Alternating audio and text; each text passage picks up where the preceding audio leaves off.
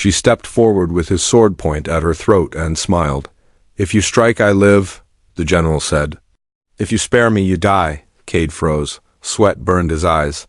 The sun was a white coin above the red field.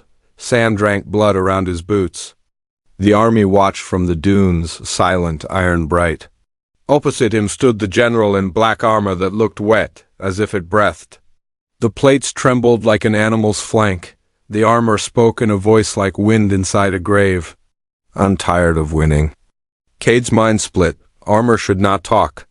Armor should not shiver, but he heard it. He felt it, a brush against his ribs. Like fingers. He knew the old stories, a suit forged from grief, fed by sand, thirsty for the last breath of the brave. He had laughed at those fireside lies. He wasn't laughing now. "End it," the general said softly. Her eyes were a desert blue. "Come, maybe kind, I have carried this too long." He should have rushed her, he should have cut. That was the rule of the duel, one life to spare many. But he could feel the armor pressing on his mind, searching. "You hate as I do," it whispered. He stepped, blade high. The general didn't move, the armor rippled. It remembered something. He tasted smoke, a lullaby, a door kicked in at midnight. His mother's scream. No, impossible. He blinked hard. The vision didn't go. "The armor knows me," he thought. "It knows my dead soldier," the general said. "What is your name?" "Cade." His voice sounded small. "I am General Maris of the Third Son," she said. "I give you my life, only free me." "From the army?" he asked, stupidly. "From the winning?" the armor breathed. Cade's jaw clenched. He had crossed this desert to kill her. She burned his village to salt. His little brother's grave lay under a ruined fig tree. He had trained with thieves and monks and the last duelist of Embergate. He had one wish, make her kneel. But the armor pulled at him. It lifted old grief like a curtain. Behind it was something else, a promise, a rule. He remembered words tattooed. Into the old temple floor. If the sand speaks, listen. If the metal weeps, run. He didn't run. They circled. The crowd murmured. The sky droned with heat. Cade's sword weighed a mountain. He took a cut at her right. She parried without effort, lazy, like she was bored. Sparks leapt.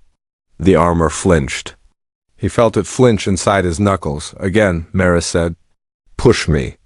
"I'll break you," he hissed. "Please," the armor answered. He lunged, their blades locked. The world narrowed to breath and glare, and the wild, raw urge to live. Cade heard a child crying. It was not the crowd.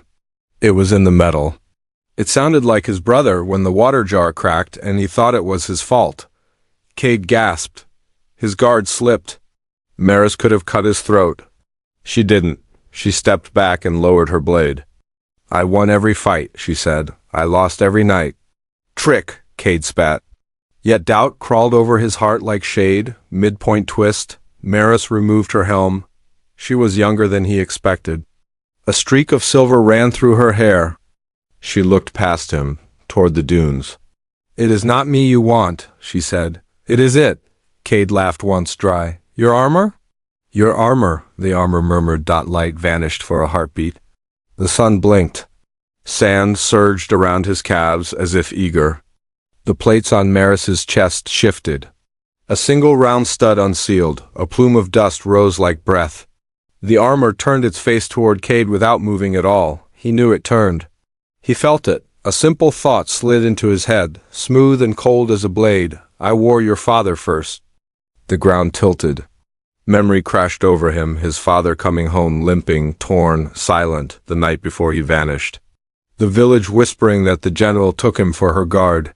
Cade had believed it. He had hated her for it, but the armor had taken him. Maris flinched at Cade's stare. "I told it to choose the brave," she said.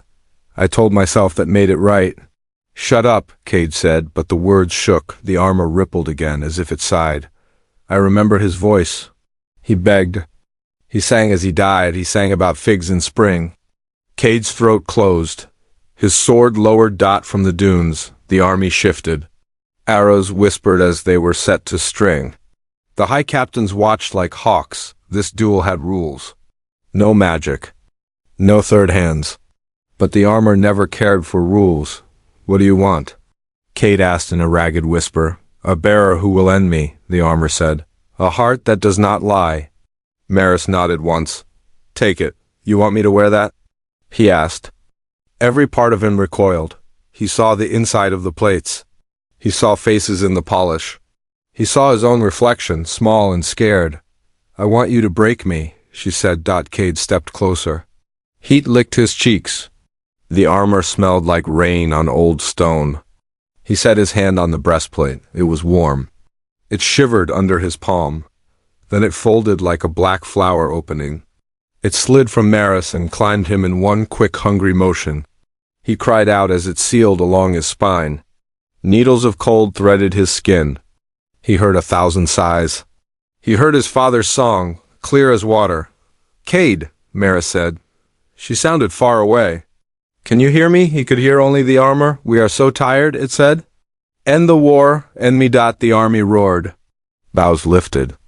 Captains shouted. They saw the general denuded and the enemy wearing her grief. Chaos trembled, a stone about to fall. Cade tried to rip the plates off. They tightened, gentle and firm like a mother's grip. A visor grew over his eyes. It did not blind him. It made the world sharp and cruel. He saw every grain of sand. He saw the fear in men who had never feared. He saw Maris standing unarmed, waiting. Tell me how, he said, a hush. The armor's voice went small. It had one rule. One forbidden bargain. If he obeyed, the winning would stop. If he disobeyed, the armor would keep drinking. Kill the one who freed you, it whispered. Spill her into the sand, and I will die with her. Maris heard nothing. She lifted her chin, brave and bare. Cade? She asked. What does it say? He lifted his sword. It felt like lifting a door. His father's song threaded the air. The dunes leaned forward. The bowstrings trembled. The desert held its breath. He took a step toward the woman who had begged for mercy and carried doom. He took a step toward the end or the beginning. His heart beat once, hard. Cade, Maris said, steady. Choose. He swung, craved the next moment. Hit follow so you don't miss part 2.